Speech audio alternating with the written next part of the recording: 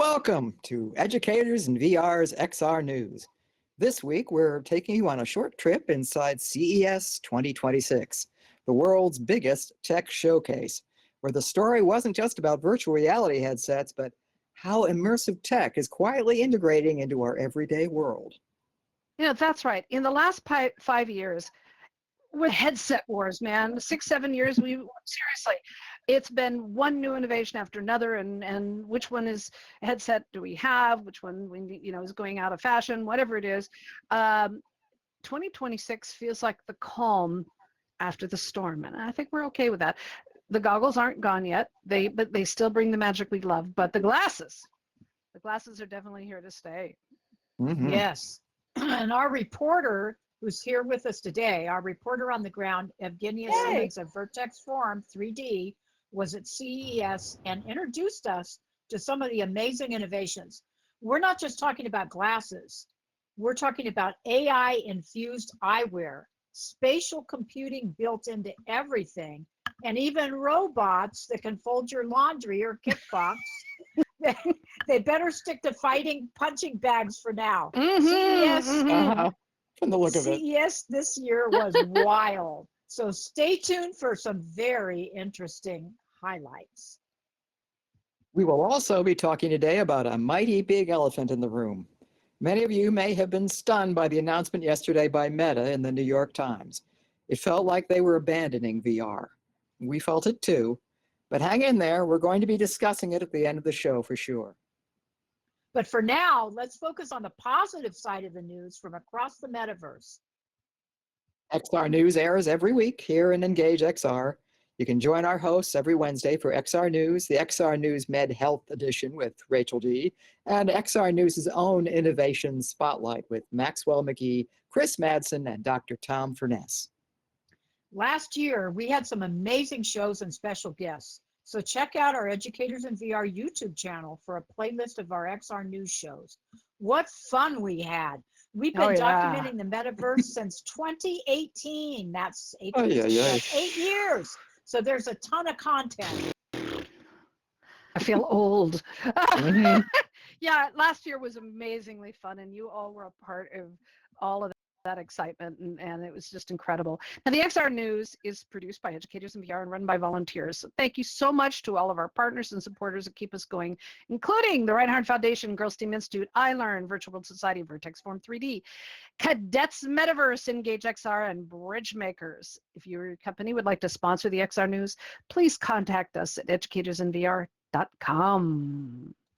You can catch up with everything we do here at Educators in VR and the XR News through our social media. The full list with all the links is at educatorsinvr.com. So let's get on to the news from CES, right? Wait. Before we get to the news from CES, we want to celebrate VR Chat. Yes, On New we Year's do! Eve, VR Chat set a new concurrent user record. VR Chat servers supported nearly 150,000 users, staying online in various spaces to celebrate the new year as it flipped across the time zones.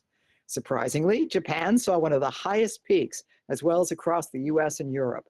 Normal weekend usage is typically about 125,000 at peak, but this broke new records.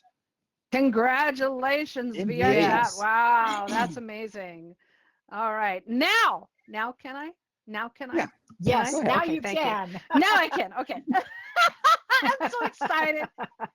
So Evgenia brought us, these are more photographs by Evgenia.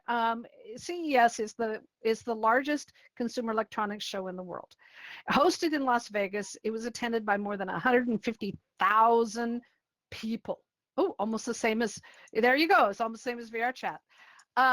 And it is hosted by the world's leading tech companies alongside all the tech companies that have the hopes and dreams of creating the next big thing in emerging technology. Thanks to Evgenia Simmons again for all of the photographs and the video you'll be seeing later in the show. The biggest tech on display at CES, and I mean that literally, was for Google's Android.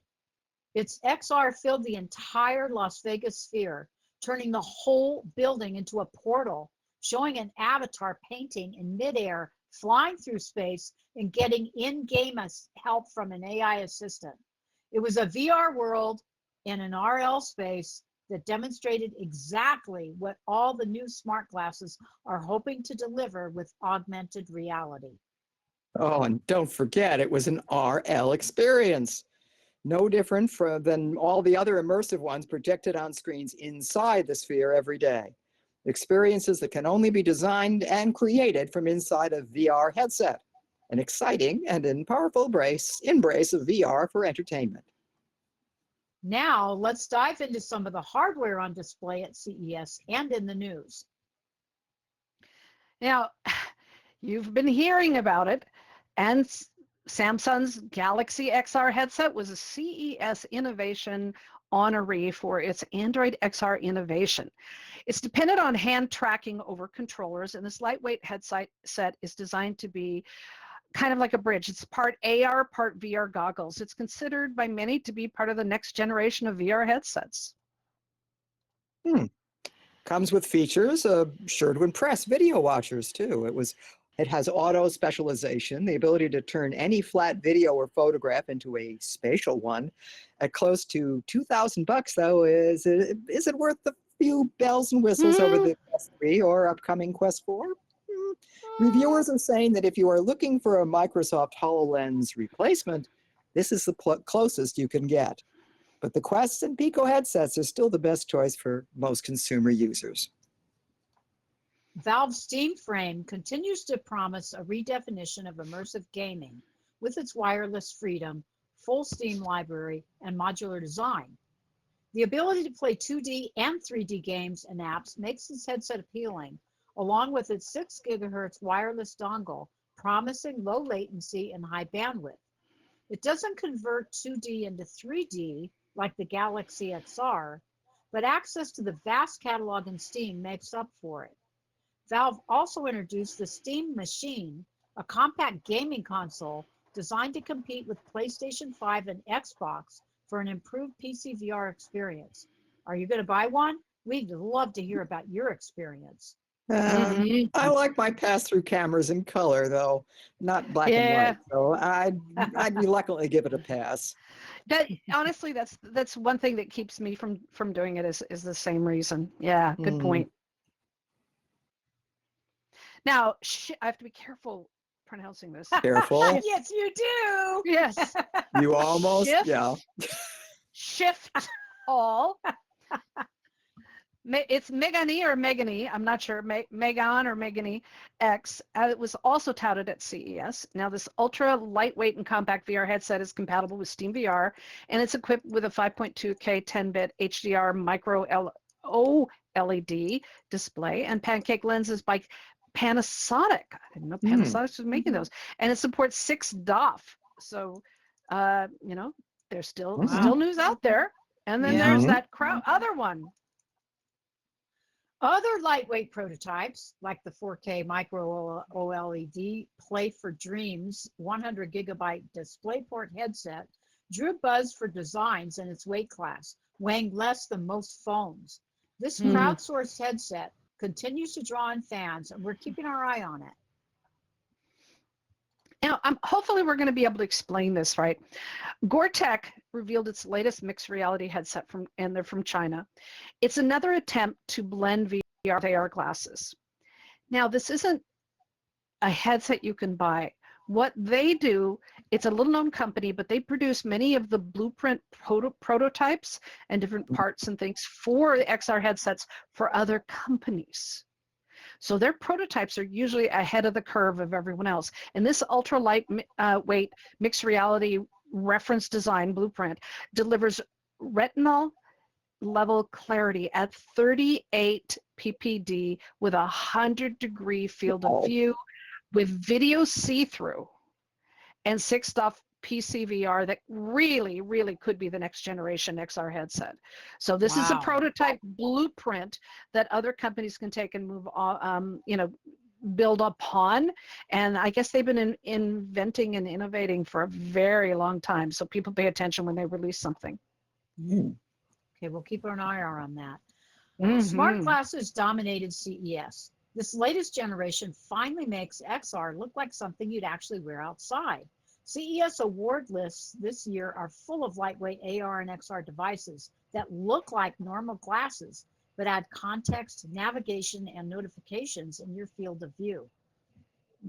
For educators, that means things like museum visits or field work where students see translations, timelines, or step-by-step guides overlaid on what they're looking at without putting on a full headset. Now, maybe next year, think of VR as XR that augments the real world instead of replacing it. Okay, that's perspective. Now, real world hardware is getting hard to tell from their virtual twins. And Evgenia says she saw robots like on every corner. They absolutely, of CES, they absolutely stole the show. There were bots that were cooking, folding laundry, doing backflips, kicking, playing ping pong. I can barely play ping pong. Robots playing ping pong, you got to give them credit, man. Now, what I love is the laundry folding robots got a ton of attention, even when they were hilariously slow or glitchy, and so I think Robot it's could be on its way to her home soon, we hear. And Yay, we can't Karen. updates Yes. on handling her laundry and dishes. Well, I don't know about the Yeah. laundry and dishes, but I did get an email from 1X, the company that makes Neo, saying that, oh yeah, they're getting ready. Well, not getting ready, but they're preparing to ship, and so they had a little video out showing some autonomous features that are not teleoperated, doing two little tiny things, but it's a step in the right direction. What were they doing? I don't even remember, to tell you the truth. I have to go back and look at the video, but it wasn't impressive. Apparently. Well, I wanted to not only fold clothes but lay them away, and I wanted to do dishes, and I wanted to clean the toilet, and I'd love to have it clean the windows and vacuum.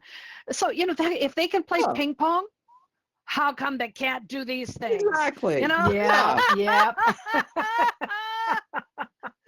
Soon. Well, I don't think they want. They might be able to do them, but I don't think they want them dropping dishes when they're trying to unload your dishwasher. So there's probably that like inflection point, right? The last 5 miles. Better safe than sorry. Yeah. But I was thinking about that, and because we showed some videos we're watching about taking like 5 minutes to lay away one dish, and I realized that they're doing it while I'm not in the house, while I'm working. I don't care if it takes them 4 hours to unload the dishwasher. If I come home and the dishwasher's unloaded, I'm a happy girl. Exactly. So I don't care how long it takes, just getting it done. So anyway, pretty soon we're all going to have these robots in our homes, and the ability for the support people to actually use VR to see through the eyes of the robot, to be able to train it and control it, still is absolutely fascinating to me and terrifying at the same time. So we're going to be waiting for those updates, Karen. I can't wait. Uh-huh. All right. Speaking of updates, Me too. Steam announced their annual list of the most played VC VR games of 2025, and there was only one new game that was released this past year that made it onto the list. But the favorites continue to be No Man's Sky, Beat Saber, Elder Scrolls. I can never say this one. Phasmophobia. Okay, and Gorilla Tag, and VR Chat moved up the list. It's now listed on Platinum rating this year. Ooh.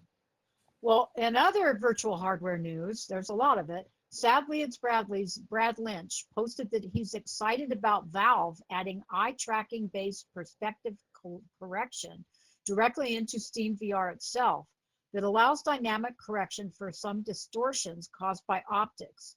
This also includes gaze-based reprojection, a huge game changer in eye tracking for games and apps.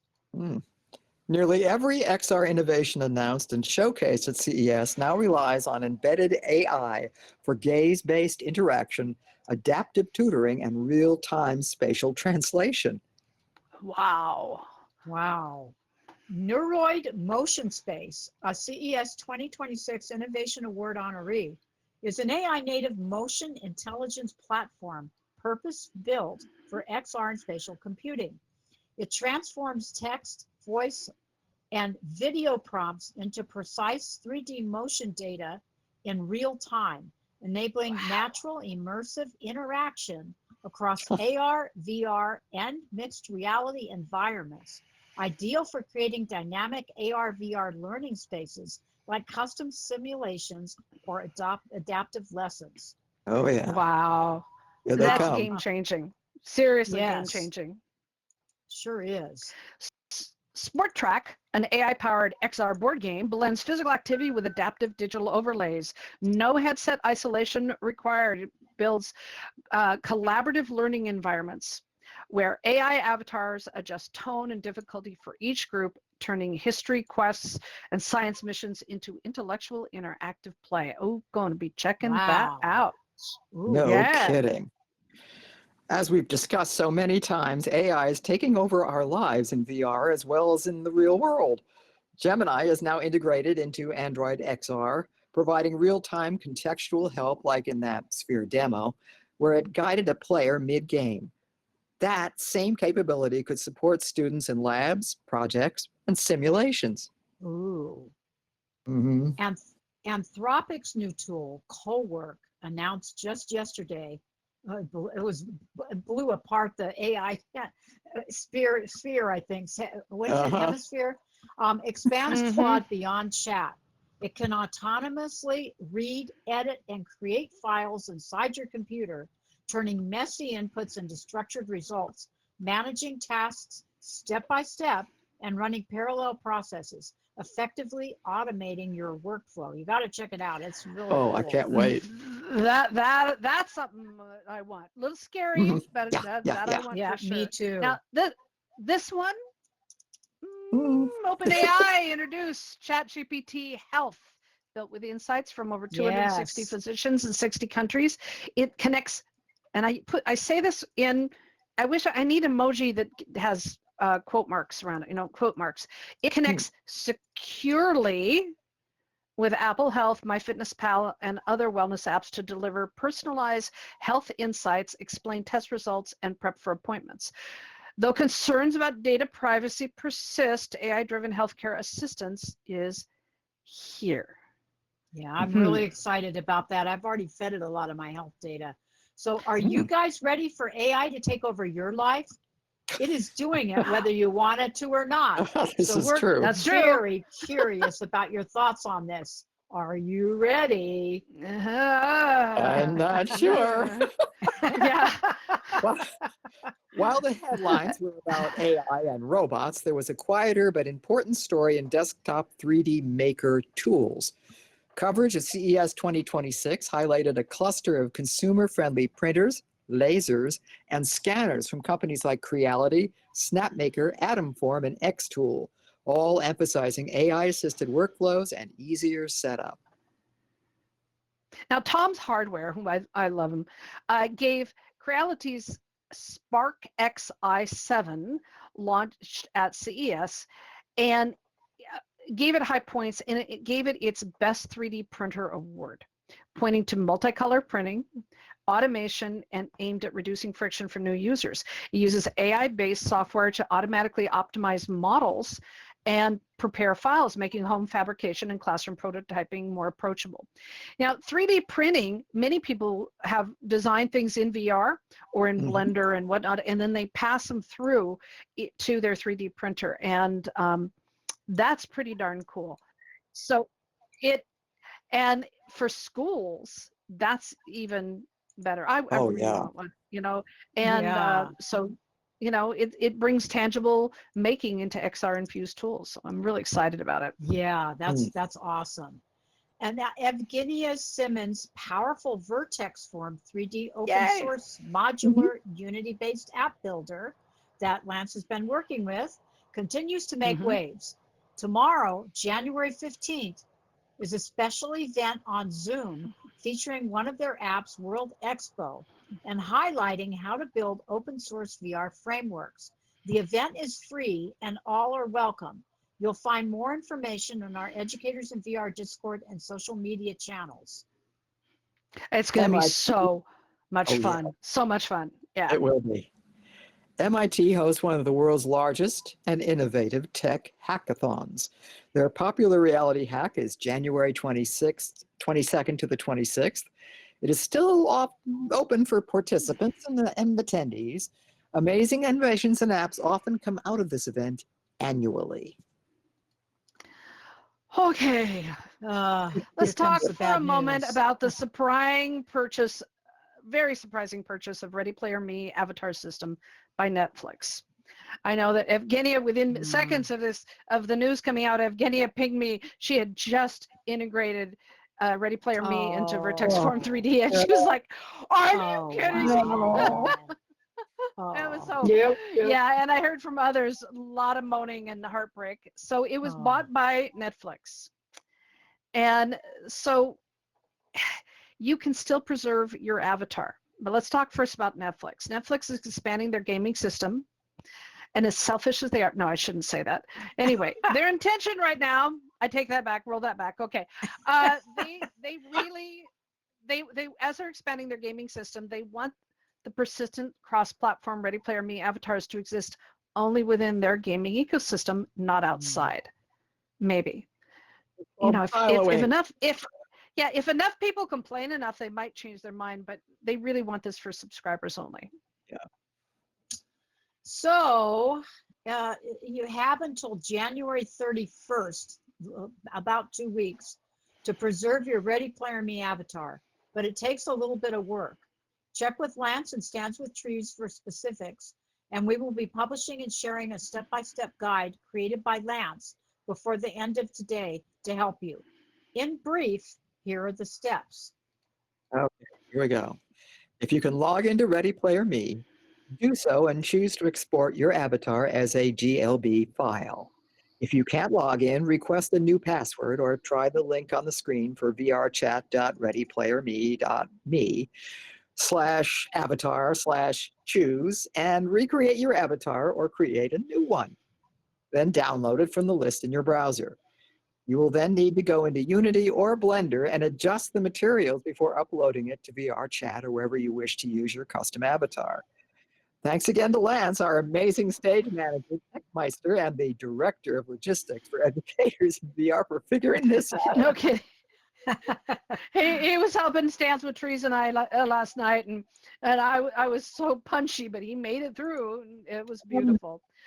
All right, so I managed to preserve mine. Okay, let's talk about what's coming up before we get to our discussion session. So coming up, here we go with a roll of all of the upcoming events that we have on the map so far for 2026. Coming up this month is the IEEE AI XR conference that is January 26 and 28 in Osaka, Japan. AWE Asia returns February 2nd through the 4th at Singapore Expo. Rachel D will be in attendance, so if you're going, let us know so we can connect you. We'll have a special report from her next month. Mobile World Congress is in Barcelona, March 2nd to the 5th. South by Southwest is back in Austin, Texas, March 12th through the 18th. Laval Virtual is April 8th through 10th in Laval, France. USA 2026 is June 15th to the 18th in Long Beach, California. The International XR Metaverse Conference, called XRM 2026, with its strong focus on education and AI and XR, is June 17th through the 19th in Estonia. Immersive Tech Week is in the Netherlands and starts on June 23rd. Draft 2026 is in Los Angeles, July 19th to 23rd.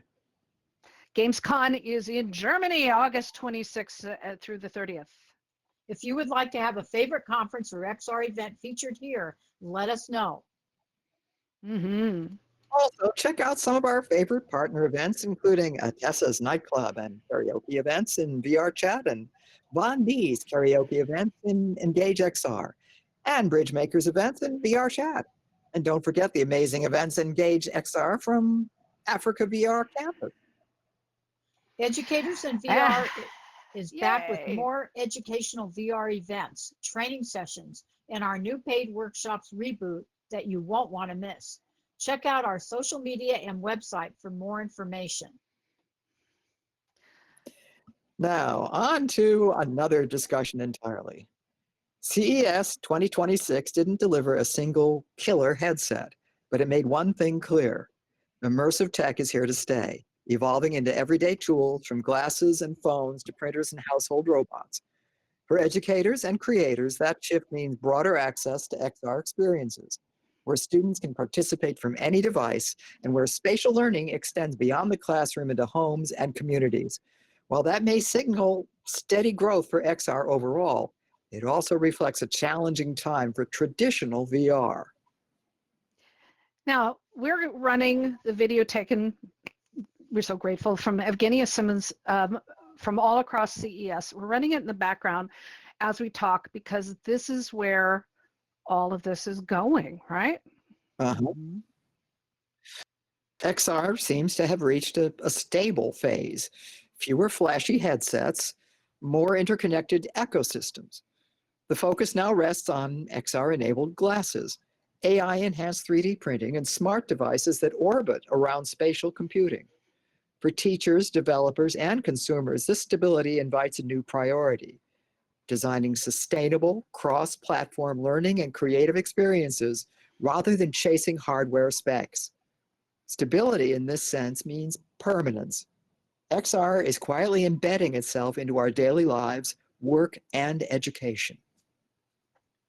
Yet the industry's maturity comes without fallout.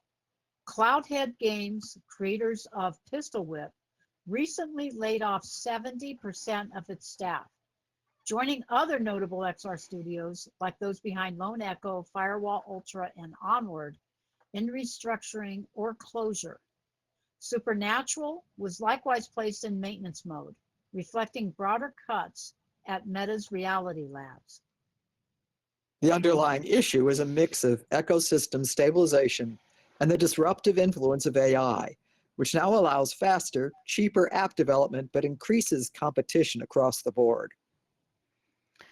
Yesterday, news came that Meta's Reality Lab laid off 10% of its workforce and closed studios such as Twisted Pixel, Sanzaru, and Armature. This all just happened yesterday. We bring you the news right as soon as we know about it. All of these studios were known for groundbreaking VR titles. Now, while Meta continues to support key developers like Beat Games, who creates Beat Saber, and other third-party partners, many first-party projects faced uncertain futures. Shareholder pressure has accelerated a pivot towards AR and AI wearables, even after Zuckerberg promised, 10 years dedicated with billions of dollars.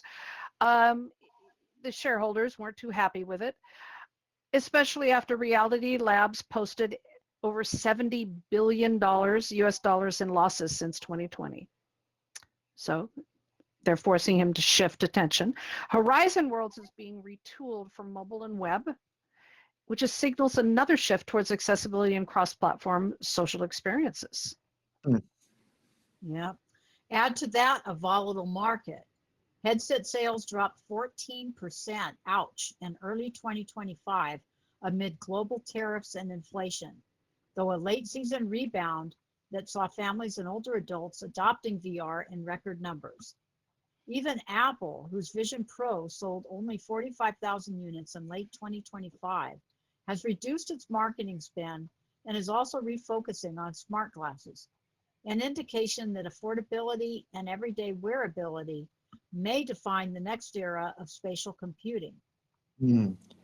Still, optimism remains. Meta's new AI hires, like experts in large language models, computer vision, and AGI research, suggest a future blending of human creativity with adaptive, intelligent tools. And outside of corporate walls, many independent developers freed by these layoffs will be in the position to innovate once again, potentially driving the next wave of XR storytelling, training, and educational design. Okay, so VR is not dead. Do not look at that this way. There's a lot of potential. There are so many independents that are rising up through the, don't forget Beat Saber is one of the biggest money makers. That was set up by an independent studio and it took off. You never know what's going to happen with this. And the forecasts still predict a $65 billion market by 2035. And I've heard even triple those numbers. And it's led by enterprise and education. It's a filter process, not just consumers. The question now is not if XR will shape the future, but how we'll use it. And as the technology stabilizes and evolves, how are you going to bring these new tools and old favorites into your teaching, your creating, and your storytelling practice? All right, audience, come on, let's go. Let's discuss Stuck. this. We know you have opinions. So you should all be unmuted, have the ability to unmute, and we want to hear your perspective on this news. So let us know. What are your thoughts? Genia? Well, I mean, 10 years ago, I started it a long time ago, right? 2012. Between 2012 and pretty much last year, I was hoping VR will not kind of take off too much because I wasn't ready. Now I'm ready. I'm ready to go. And then laying off people. So I'm hoping that this is because I talk to Laurel every day and I share with her updates. Mm-hmm. I see people excited about VR. Excited. And also, can I tell you really quick? I know you guys don't like people talking too much. Quick story. My mom's story that happened in Las Vegas. A few months ago, I was working on a project, and I told Laurel it was an actual physical house, a model home that I was hired, my team was hired to recreate in 3D, right? We use spatial because they need to do marketing research. We were giving 2 homes, and we used the video walkthrough from the home where we spent hours looking through every detail, and I copied every single part of this house, and it came out amazing. The client said that this looks exactly like the real house. They loved it, right? So I'm in Las Vegas, I'm driving around, and I tell my husband, this mountain looks so familiar. I swear I know this mountain. Oh, no. So, and I say, that mountain looks like the one I just finished for the house. He goes, you kidding? I'm like, no, I got to look up the address because I forgot where the house was. So I look up the address, and it's 30 minutes away, the direction where I was pointing at the mountain. And I said, we gotta go there. And I text my client, and they in South Africa, so they start laughing, and I said, I'm gonna stop by. So we had a few moments, and we drove there, 30 minutes away. And I walk in, it's gorgeous, this kind of 3 homes in a row, the model homes, and one in my house. I'm like, oh my God, it looks like exactly like the I love it. And then the seller was shocked, so he let us in, and we looked around, and I gave a tour to my husband. Everything was exactly the same. Oh, how cool is that?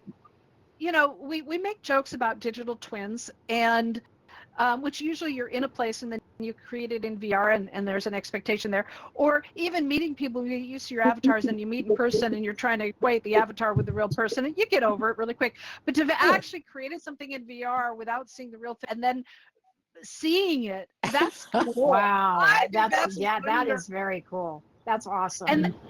And that's thank you for sharing that, Evgenia, because that is such a prime example of what I've been talking about for years, is that VR is, we may have the ups and downs of the industry. That's normal. I've been through so many ups and downs in this industry. It's just I'm kind of used to it now. I bounce because we've been through. Yeah. And Meta is famous for pulling the rug out from underneath on a regular basis. And, but this is a bridge. We are moving towards that holodeck experience, and this is part of the steps. We went from the goggles to to the glasses, and then we're going to be moving to the hologram experience, and we are all pioneers in this process. And so when we get to that hologram experience, we're going to understand it better than those that are walking into it new, right? Because we will have part of that evolutionary process. And so I have great hopes for it. But anyway, I want to hear from everybody else. That's beautiful, Evgenia. How about the rest of you? Thoughts on all of this, please? Well, I want to add that it's also natural for things to be going this direction in terms of miniaturization.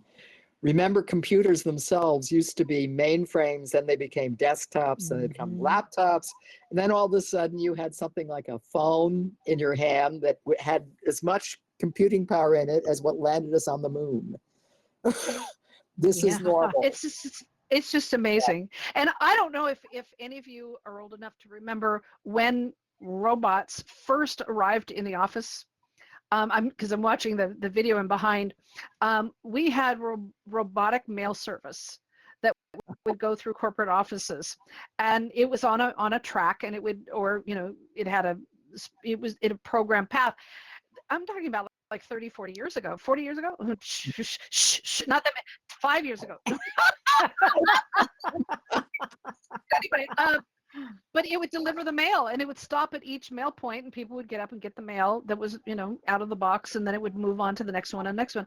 That kind of technology has been around for a very long time, and now with AI, it's up in that game. And with VR combined with AI, I think it's even more exciting. Anyway, you tell them I'm passionate about all of this. I love all of this stuff. But there's change. What about the rest of you, Tessa? What do you think about all of this? Do you guys hear me? I'm on my mobile phone. Yes. Okay. Yes. I think, thank you. Hi to everyone, by the way. Missed you all. I think what Meta has done is on two folds, the way I see it, in my humble opinion. One is that the advancement of AI will need less developers or staff, because it really, you need less people to do what you want it to do. And two, I think VR is more lucrative when it comes to enterprise, businesses, educational institutes than gamers. So maybe they're being more focused on using VR to make money more, because right up to now, I don't think Meta was making that much for its VR, even the Oculus, but now it wants to make money off of it, and that's the way to go. And also, Tessa, wait, we're getting some really high-pitched feedback is starting to come through your microphone.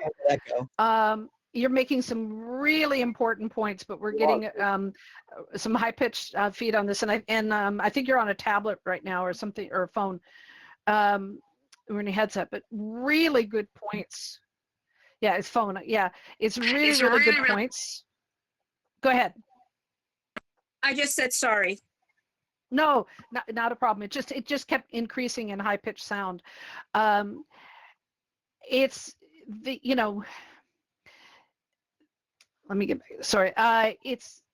This is all part of the evolution. It really is, and you're right. There's a fascinating process to all of this. Is that it is led by enterprise and corporate, and education that filters down to consumer. VR has kind of started in reverse. It did a little bit of both, and there's a heavy consumer market that has come in, and so it's really interesting to see the evolution. But honestly, we have this since 2019, pretty much. COVID had its own, that was its own story, and its impact that happened. The political whiplash of tariffs that's going around makes businesses terrified to invest much, because they don't know when the next hit's going to be. That's shaking up things as well, and innovation gets smacked.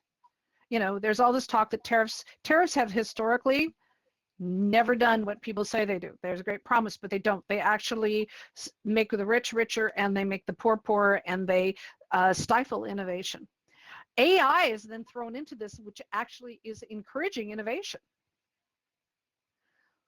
So it's kind of wild, wild west again, isn't it? Yeah, but it may balance itself out, hopefully. Yeah. Karen, what are your thoughts? Well, some of my thoughts are kind of conflicting. So Agreed. All this money and talent and resources right now, understandably so, have just shifted en masse over to AI, and yet AI has the potential and is already transforming VR, right? I mean, we're going to have, you already can create 3D environments. I can't remember the name of the app, but you can already create 3D environments. What is it? From World Labs. Yes, and you can already create 3D models using AI. So I think it is and will revolutionize VR. And Tessa made a very good point about the gaming community, and I think Mhm. that's where maybe VR has lost its focus. If AltSpace had been allowed to continue, I think AltSpace was really onto something with their events-driven platform, and Yes. bringing people together in communities. Because I mean, I'm not a gamer, but I stayed in VR because of the social connection primarily, and Yeah. people, people who don't want to come in and just game, if they come into they just hop into VR chat, they're never gonna come back. If they go in and they meet a group of people and they feel comfortable, then they're more likely to stay. So I think VR focused so much on the gaming aspect, and if it could focus more on building communities, having events. What happened to the sports events where you could put a headset on and be right there in the middle of it? But you need Yes. someone with 3D cameras to record that. So to me, the emphasis has to shift away from gaming to bring the general population in. And I'm not sure who and how that's going to be done, but that's my opinion anyway. I mean, love they that. really got the ball at Verizon because it could have been another alt space, Right. but they went in another direction and they were mistaken, just plain and simple. Yeah, Mhm. I agree. Now, Peter, I want to pick on you because you work in quite the advanced industry in aviation and aeronautics. What's your point of view, your perspective on this? Well, at the moment, definitely we see a huge growth of implementation of AI. There are even like I'm living in Europe, so now the lot of regulations, and you see that like everybody who is actually it's becoming a part of competition here for the airlines and for the aviation industry itself. And it's like one of the example. I mean, I'm working at the safety department. We do a lot of risk assessments and investigations, and even the time that was required for risk assessments of important implementation of regulations or whatever took days. Now, what we tried with the new AI tools that we are using, it's hours. Yeah. And on one hand, it's cool. It's really cool, and it comes out with sometimes with the ideas that as a humans we would probably overlook, or we you don't if you are not focused enough. On the other hand, it's a bit like you mentioned a couple of times, scary. That, It is, yeah. yeah. Obviously, also speaking very honestly, people are talking about, oh well, how many people are at the safety department. Okay, will the AI tool replace at least one? And it's a fair question at the moment, because some of the things can be done faster, and you can have maybe less people. But we'll see. That's probably the near future to reveal. But on the other hand, it's very exciting. It's we can see a lot of stuff. And as for the robotics, for example, now our company is negotiating with one of the provider of drones, which do pre-flight check. I know it's like the which aircraft before Nice. departure there is a pre-flight check, and the engineer must walk around, or the pilot must walk around, but they cannot see everything, especially on the top of the aircraft, right? So Absolutely. and the drones are now, it's not only now having a camera on the drone and see what is on the aircraft, but now it's the AI who is actually the checking with the drone the aircraft before departure, which is absolutely amazing, and increasing the safety itself. Yeah. Wow. We had an incident, some of you may remember because it made international news, in Portland, Oregon, of an airplane that was had just taken off and its emergency door flew off.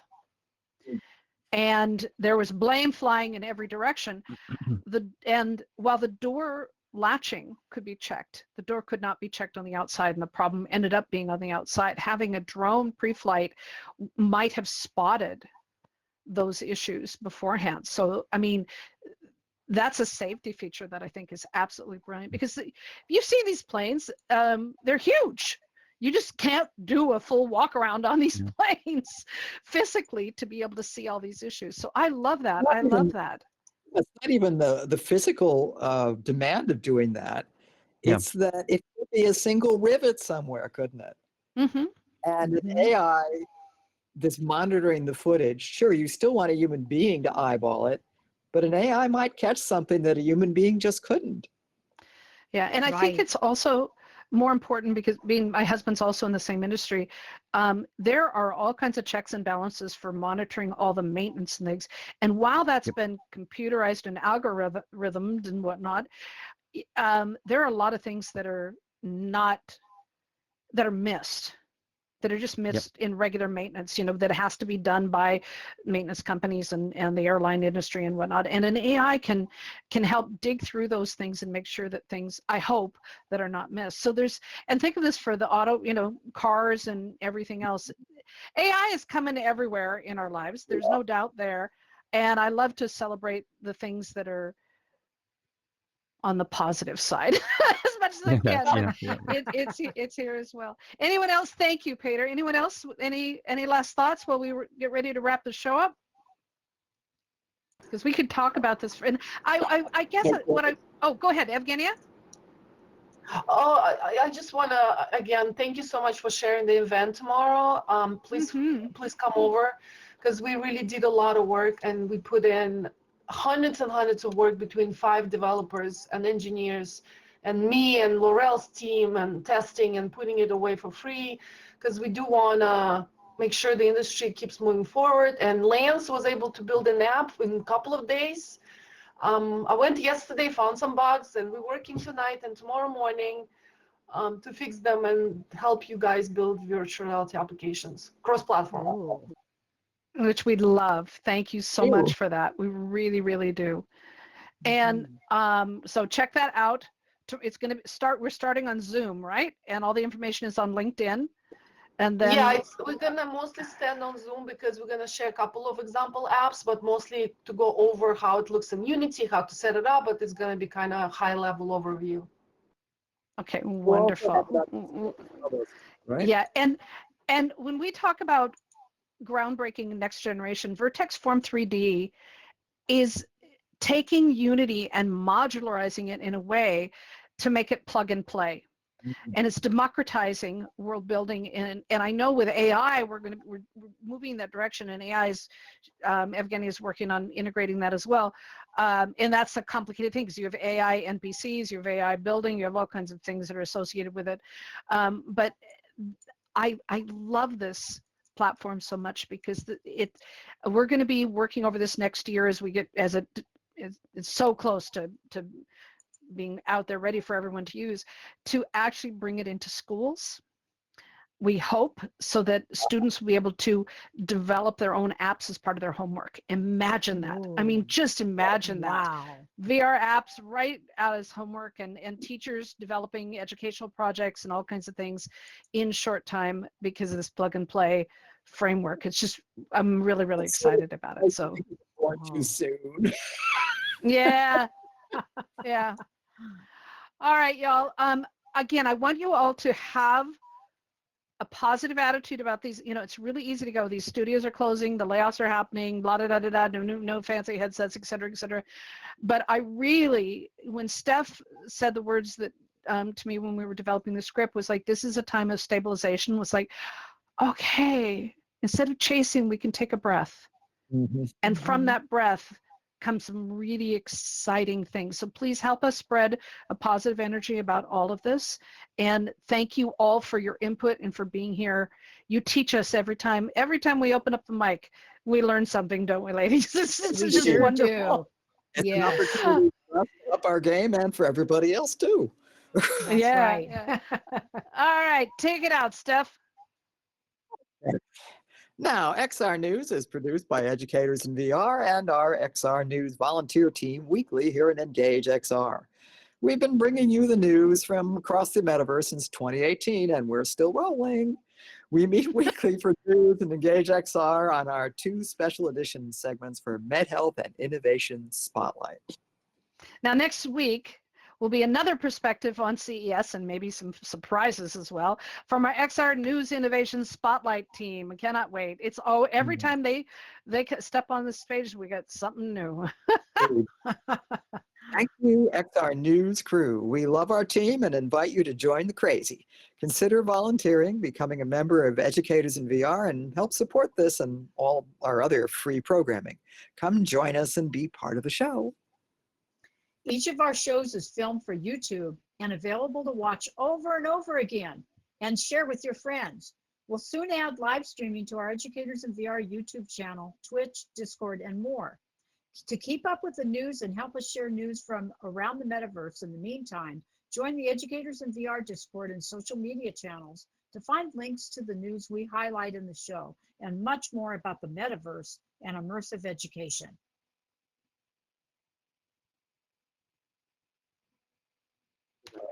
Okay, I was muted. This is the thing. I was sneezing. I was sneezing. Okay, thank you to our Educators in VR. Sorry, I still have sneasel. Educators in VR, honestly, flu shots. Get your flu shots and stay safe. Stay safe. Thank you, We've all been ladies. sick. Bye. Yeah, we've all been sick. so much. Thanks. Thank you, Evgenia. Thank you to all of our Educators in VR partners, sponsors, and supporters, including iLearn, the Reinhardt Foundation, Vertex Forum 3D is on the list, Girls Team Institute, Virtual World Society, Cadets Metaverse, Bridge Makers, and Engage XR.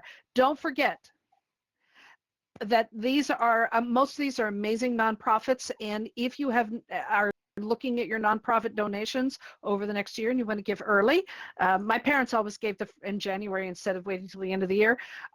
Do it now and consider these organizations.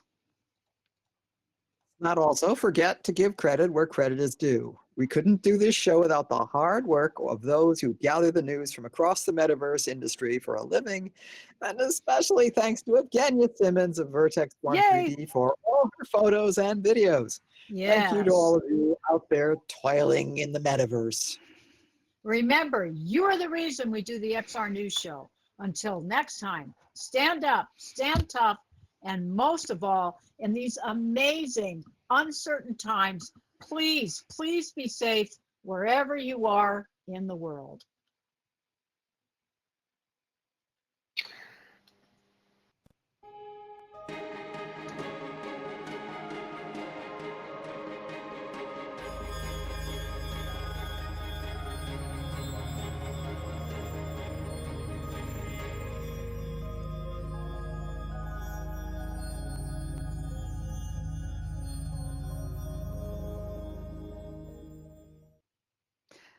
Q stands for trees.